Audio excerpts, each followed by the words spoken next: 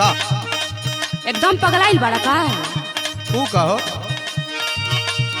दिन भर के कटनी से पिया हम थकनी होखना बेसरमी। सुना तारा ना माने हम बेशरम हो गई नी।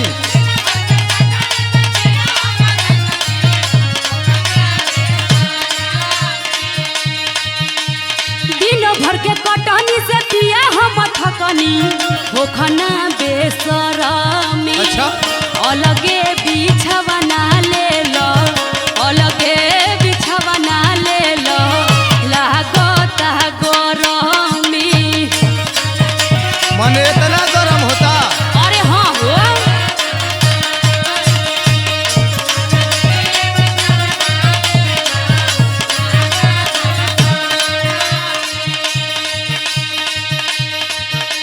माने आज तो के गर्मी लागता हाँ तो नहीं खे लागत का। आ हमके बेशर्मी बनावत तारू। हाँ तो का कहीं बोला लेकिन हमार बात सुना। का कहत रह बोला। जब जवन मंगलू तब तवन पवलू धनिया हर बेरा प। अरे का देले बड़ा हो इहो तनी याद करो।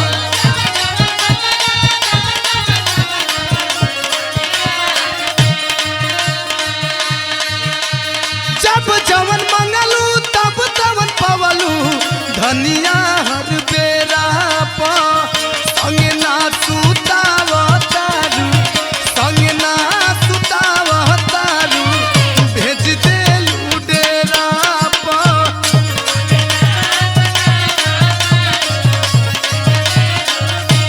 ढेर बने लगलू का। अरे हम नहीं की बनत हो।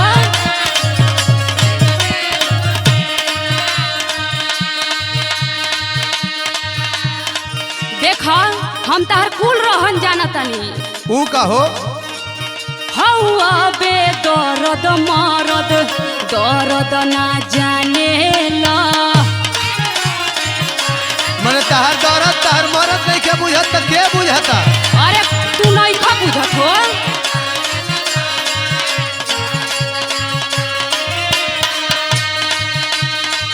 को देलत हट लइकन असठाने ला। माने हम हक खाना तनी की जौन हक बताउने कहत। का करत रह।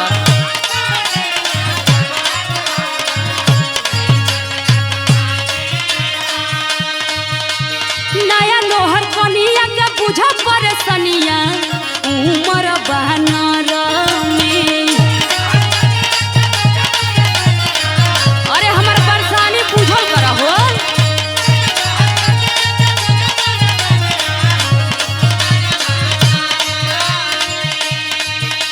नया नोहर कनिया के बुझ परेशानिया उमर बहनर में। अच्छा। अलगा बिछवना ले लो अलगा बिछवना ले लो लागता गरमी।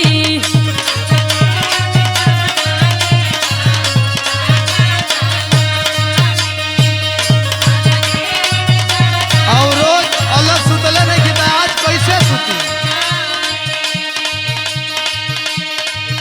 सुना ना बोला आखिर हमर बतिया काहे ना समझेलू। तू तो हमार बात नहीं खा समझत हो।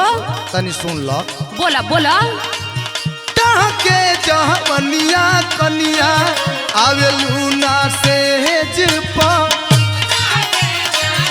अरे दिन भर के थाकल बानी हो। आवा ना आई लव यू।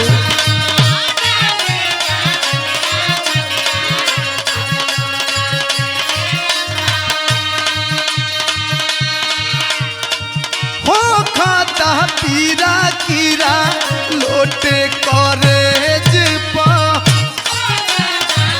अच्छा तो हम का करी हो। जवन करबू तू ही न करबू।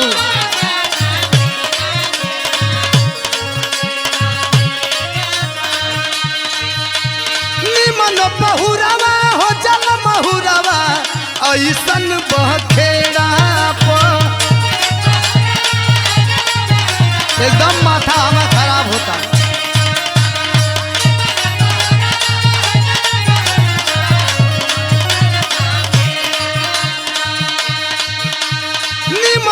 महुरावा हो जाला महुरावा ऐसन बखेड़ा प संग ना सुतावह तारू संग ना सुतावह तारू भेज देलू डेरा प अरे हम ना सुताइबो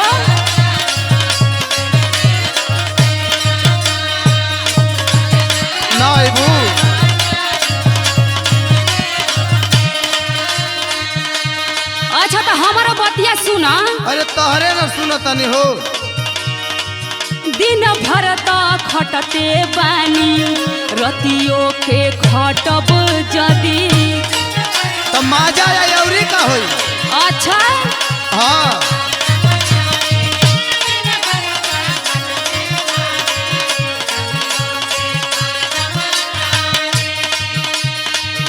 इहे रहनिया सैया कहियो त ब्रेकअप कदी अरे नहीं ऐसा काम मत करी हम अरे ऐसा ने करे के पड़ी हो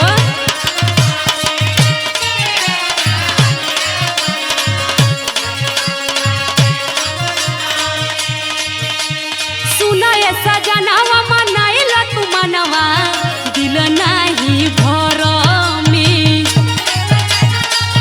अब कैसे बनाई हम अरे कुछो होखे वाला नहीं थे हो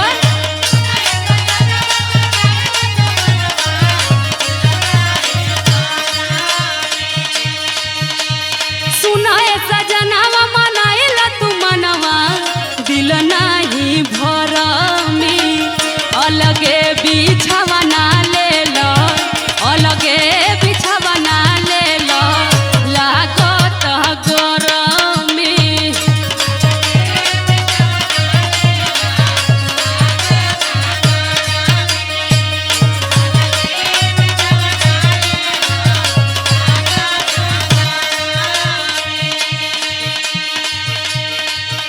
ए लाला भैया हो हमार तकिया बिछौना तो हम जाता नहीं लेकिन एगो बात सुन लो का कहत रह बोला आज वाली रतिया पतिया कबो ना भूलाई अरे जा जा ये कुल जवाहिर का काम है जवन बिंजुआ बजावे लो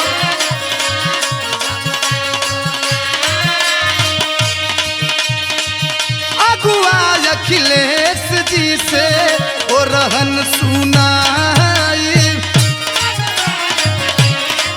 अखिलेश कवि जी और राजेंद्र रोहित कवि जी और रमेश भैया जौन आर के स्टूडियो का मालिक हो उनहू का दोस्त बा मिल नहीं मेवा डहकेला देवा सुत के पटेढ़ा प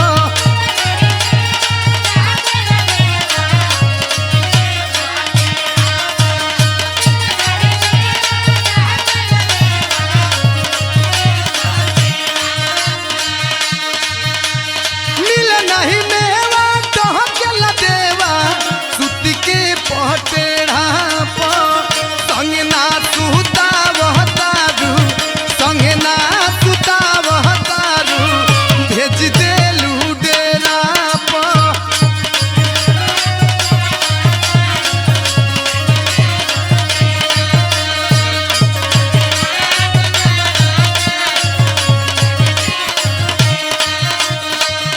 अलगे बिछावा ना ले लो लागत गरम में संग ना सुतावह तारू भेज देलू डेरा प अलगे बिछावा ना ले लो लागत गरम में संग ना सुतावह तारू भेज देलू डेरा प दो अरे जा होने खरिहानी में दो सुता दो तो क्या बिछौना दो हम चली